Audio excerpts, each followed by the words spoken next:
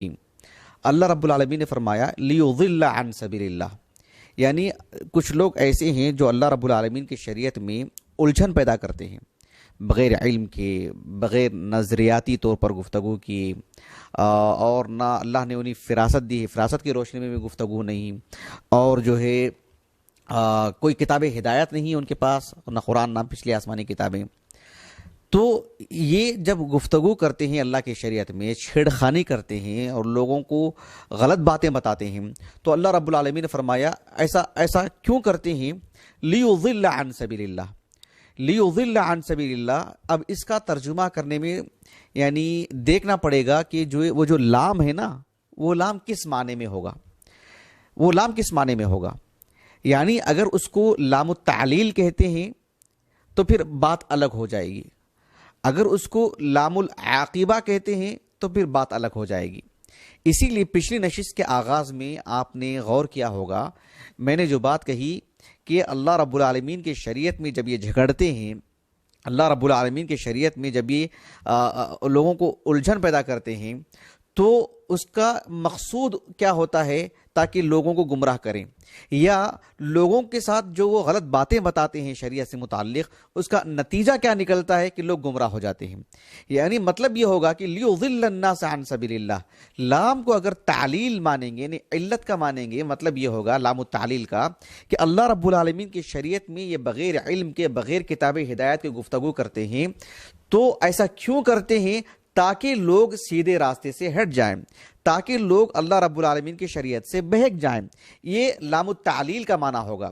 اگر لام العاقبہ کہیں گے تو اس کا معنی کیا ہوگا کہ یہ اللہ رب العالمین کی شریعت میں بغیر علم کے گفتگو کرتے ہیں، تو نتیجہ خود بخود کیا نکلے گا؟ لیضل عن سبیل اللہ، کہ لوگ اللہ کے راستے سے گمراہ ہو جائیں گے، لوگ اللہ کے راستے سے صحیح طریقے سے، صحیح راستے سے ہٹ جائیں گے. یہ نتیجہ ہوگا اس کا. یعنی ان کا عمل دخل تو ایک طرف تھا کہ بس انہوں نے لوگوں کو اللہ کی شریعت سے دور کیا. نتیجہ کیا تھا؟ نتیجہ یہ تھا کہ جو ہے لوگ اللہ کے راستے سے ہٹ گئے،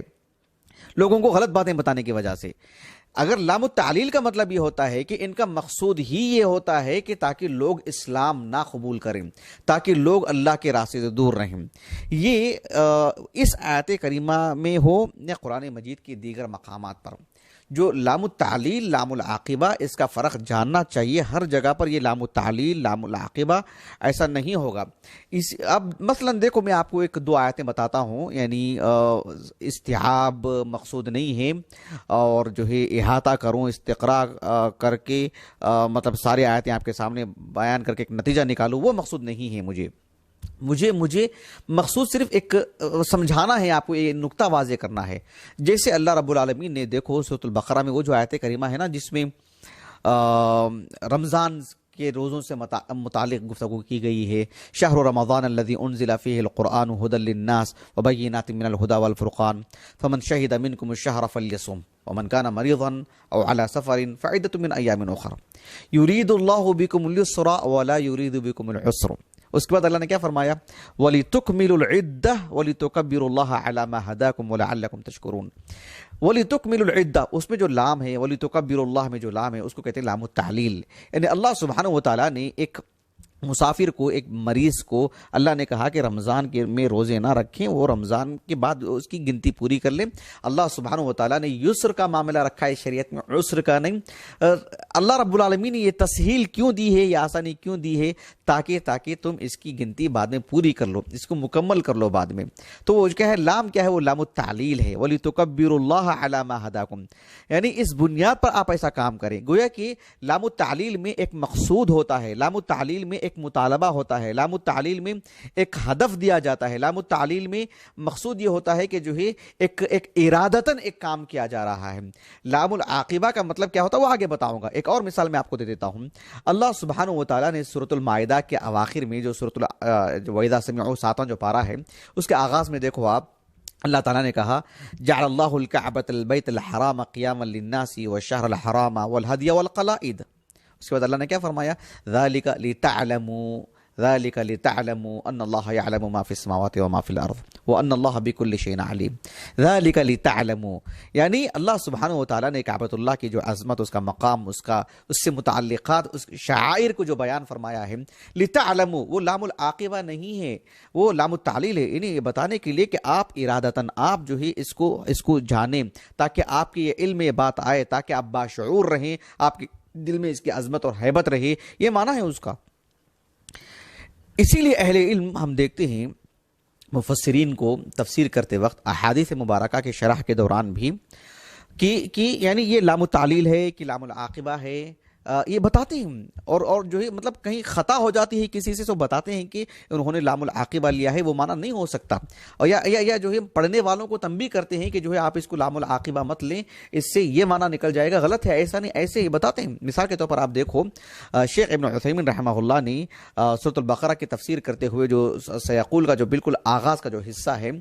اللہ رب العالمین نے فرمایا وَكَذَلِكَ جَعَلْنَاكُمْ أُمَّةً وَسَطًا لِتَكُونُوا شُهَدَاءَ عَلَى النَّاسِ، لِتَكُونُوا میں جو کہا کہ یہ لام العاقبہ نہیں ہے، یہ لام التعلیل ہے، کہا ابن عثیمین رحمہ اللہ، یعنی گویا کہ آپ میں یہ شعور آ رہا ہے، گویا کہ ایک ہدف دیا جا رہا ہے، گویا کہ ارادتاً ایک کام کے بعد ایک کام کے لیے تیار کیا جا رہا ہے، جیسے بولتے ہیں نا آپ کو یہ کرنا چاہیے تاکہ آپ سے یہ کام ہو، ایک ہوتا ہے جو ہے آپ ایک کام کرتے ہیں، نتیجہ ایک نکل جاتا ہے، تو وہ مقصود نہیں ہے لام التعلیل میں، لام التعلیل میں گویا کہ ایک مرادی معنی ہوتا ہے، ایک طے شدہ بات ہوتی ہے کہ یہ چیز ہو، اسی لیے ہم دیکھتے ہیں کہ شیخ حافظ ابن کثیر کو رحمہ اللہ اس آیت کریمہ کی تفسیر میں آپ نے کہا کہ لیضل الناس عن سبیل اللہ میں ابن کثیر رحمہ اللہ نے کہا کہ یہ لام العاقبہ ہے،